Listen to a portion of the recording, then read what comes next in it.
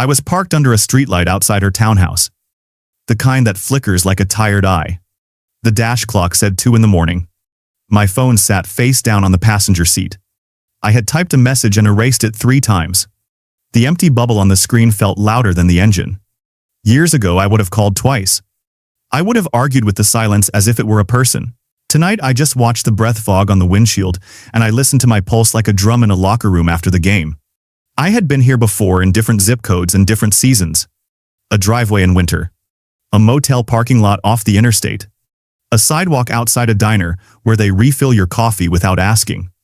The story always felt the same. I chased the next line of text like a man thirsty for rain. When the phone stayed quiet, my head wrote cruel chapters about my worth. I told myself I was losing to someone stronger. Someone younger. Someone more interesting. I thought the pain came from her choice. I was wrong. The pain came from the meaning I kept giving to that choice. I was the author. I just did not know it. The seat leather creaked when I leaned back. The streetlight hummed. A siren in the distance faded into nothing. I opened my phone again. The draft said, "I just want to know where I stand." My thumb hovered over send, then moved away. I realized I was not asking for information. I was begging for a feeling. I wanted relief from the tightness in my chest. I wanted the stamp of approval that says you still matter. I remembered the years after my divorce when the house was too quiet and the refrigerator hummed like a lonely machine. I remembered standing in the garage on a Sunday, holding a box of wedding crystal and not knowing where to put it. I remembered telling myself that the next woman would fix the echo in the rooms. It took me a long time to hear that the echo was asking me to grow. I turned the key to kill the engine and let the night speak. On the other side of that front door were 100 explanations I could not control. Maybe she fell asleep on the couch with the television on low. Maybe she talked herself out of us. Maybe she never talked herself into us. None of it had the power I kept giving it. The only power in my hands was the story I would tell myself when I drove away. I could tell the old story that I was not enough. Or I could tell a new story that I do not chase silence for proof of life. I decided to tell the new one. I put the phone back on the seat. I could feel the panic trying to bargain with me. It offered a dozen strategies. Send a lighter message. Pretend you were already asleep. Wait 10 more minutes. I breathed in through my nose and counted. My life had been organized around other people's reactions for too many years. Tonight, I practiced a different kind of strength. Not the kind that ignores feeling, but the kind that feels everything and still chooses. I chose to go home. I chose to protect my peace. Before I shifted into drive, I spoke out loud to the quiet. I said this is not a loss. This is information. I said I am allowed to want love, but I will not audition for it at 2 in the morning. The streetlight above me flickered once and went steady. It felt like a nod. If you are a man who knows this driveway and this hour, if you have ever argued with a blank screen and called it love, stay with me. I am going to tell you how I stopped being held hostage by unanswered texts and unsteady hearts. I am going to show you the difference between control and responsibility, and how that difference set me free. If this speaks to you, subscribe and share it with a friend who sits in his truck outside a story that keeps hurting him. We are not broken. We are simply overdue to take our power back. I started the car. The radio came alive with a late-night host talking about the weather. I pulled away from the curb and watched the townhouse shrink in the rearview until it became another light on a quiet street. I drove toward the kind of home you carry inside your chest. That was the first mile of the rest of my life. The next morning, the house smelled like coffee and cedar because I had left the garage door open and the air had taken its time moving through the tools. I sat at the kitchen table with a yellow legal pad. I wrote down the lie that used to run my life. If I am attractive enough or successful enough or clever enough, then I can control how someone treats me. I looked at the sentence until it looked back. It had built a prison with velvet ropes. Every gesture was a performance. Every pause in a conversation tasted like failure. I thought I was playing a game I could win if I improved my moves. I was really letting my mood hang on strings I did not own. I made a second column with a quieter truth. I cannot control another person. I can only control how I interpret what happens and how I behave. It was unsettling to put it on paper. It meant I had to stop waiting for someone else to change so that I could feel at peace. It meant the work had to be done in the mirror, where no one can rescue you and no one can stop you. It meant I had to ask harder questions. When did I start needing permission to feel worthy? Why did a delayed response sound in my head like a verdict? That trail led back to rooms I had avoided for a long time. I told a friend from church that I felt ridiculous doing this kind of digging at my age. He laughed and called it maintenance for the engine that has taken you across the country twice. He said men our age rebuild carburetors and replace fence posts without a second thought. But we let the old beliefs rattle for decades. I wrote a new sentence on the pad. My feelings are real, but they are not commands. I can feel hurt and not launch a rescue mission for my pride. I can feel lonely and not hand my self-respect to the first hand that reaches out. That afternoon, my son stopped by to borrow a socket set. We talked on the porch about the Guardians game and about his friend moving to Denver. He asked if I had heard from her. I said no, and I said I was fine. He looked at me like he did when he was 10, and he had just told the truth and wanted me to notice. I told him I was learning to tell a new story about what things mean.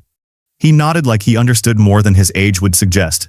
When he backed down the driveway, I realized that the person I most wanted to impress was watching the way I treated myself when life did not go my way. That night, I went to the group that meets in the church basement on Wednesdays. A circle of folding chairs. Coffee in a metal urn. Men with hands like mine. We talked about boundaries. Not as a weapon and not as a wall, but as a way to honor what we are responsible for and what we are not. I wrote another sentence on my pad. No amount of chasing will turn a no into a yes that stays. I do not have to punish anyone for choosing differently than I hoped. I only have to choose how much access they have to my time and my energy. When I drove home, the moon was low and orange. I thought about the house beyond the river where I used to live. I thought about the day I carried boxes to the curb and felt like a man leaving a stadium after the season ended. The ending had taught me a harsh lesson. You can survive what you thought would kill you. The surviving had taught me a second lesson. You can build again. You can build better if you do not rush the framing. I slept with the window open and let the crickets do what they do best. They kept time while the story inside me learned a new rhythm. I began to rebuild the parts of my life that I had outsourced to romance. I woke before sunrise and moved the iron bar in my hands until my shoulders remembered that they were made to carry weight. I cooked eggs and sliced an apple and packed my lunch like a man who respects the afternoon version of himself. I texted my daughter first to ask about her presentation instead of waiting to be needed. I drove to work and looked at the men on my crew and asked for their ideas before I gave them mine. Strength is easier to talk about than to practice. But practice has a way of turning into a quiet confidence that does not need applause. On Fridays, I met two friends at the park to walk the path by the river. One of them had lost his wife to a winter he still could not forgive. The other had married again after a long season of doubt. We talked about the way time softens hard edges if you do not sharpen them with resentment. We talked about the simple relief of saying no without a 10-line apology. I told them about the woman and the townhouse and the night in the car. They told me I was not a fool. They told me I was a man who had believed a very common lie for a very long time.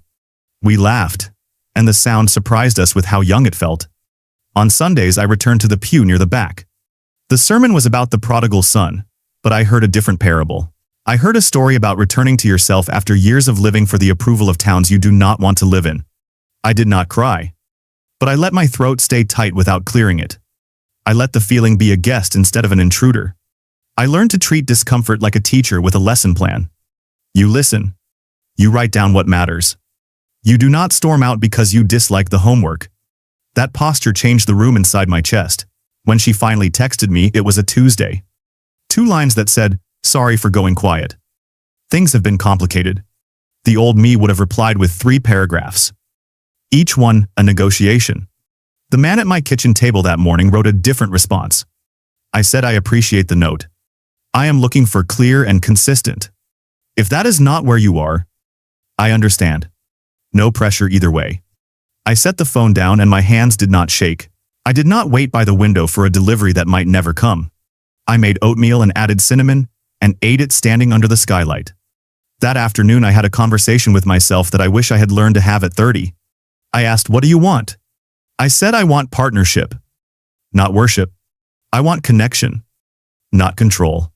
I want a life that is full before anyone joins it, and a relationship that adds to the fullness rather than filling a hole. I said, "What will you not accept?" I said I will not accept confusion as a love language.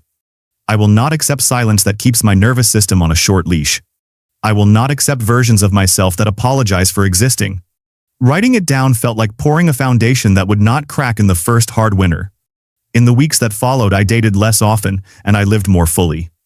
I fixed the fence in the backyard where the boards had leaned like old men.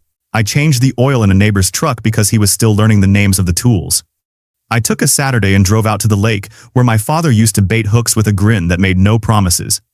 I stood on the dock and let the water talk in its own language. When I went home, I slept like a man who does not owe a performance to anyone. The text thread with her did not turn into a future, and that was all right. It turned into a clean finish.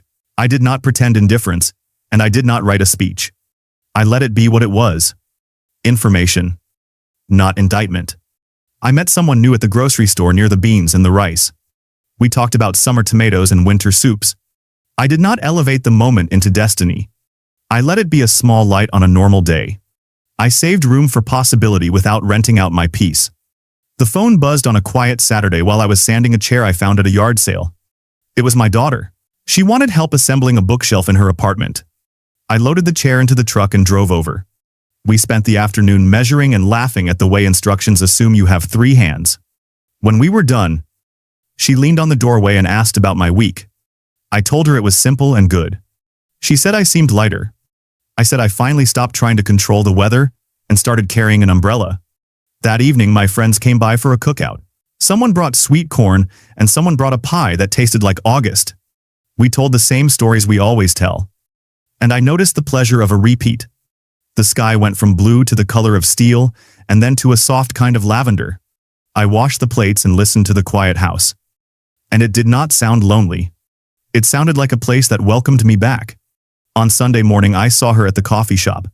The woman from the townhouse. She smiled, and I smiled.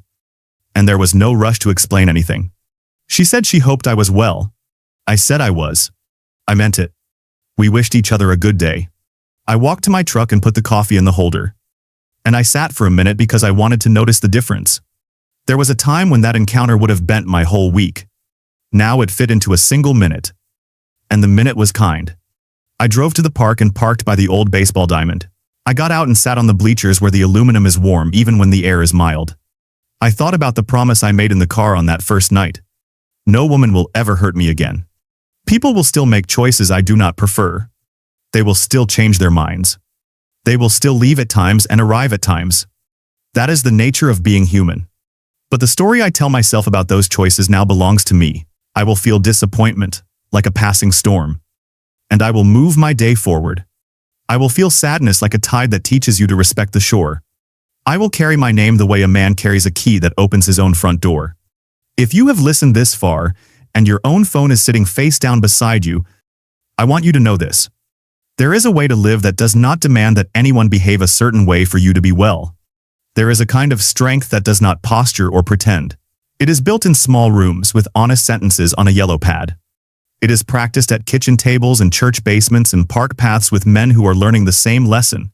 It is measured by the peace you feel when a conversation ends and you still know who you are. If this story helped you take one honest step toward yourself, and subscribe so we can keep walking together. Share it with a man who needs a Saturday that ends with quiet and does not end with bargaining. We will keep learning to honor what is ours to carry and to set down what is not. That is how the hurt stops being a prison. That is how the heart remembers it is allowed to open without fear of losing the roof. I started the truck and the radio found a song I had not heard in years. I let it play. I drove home by the long way because some roads deserve to be taken slow. The chair in the back shifted and settled like it had found its place. I smiled because I had too.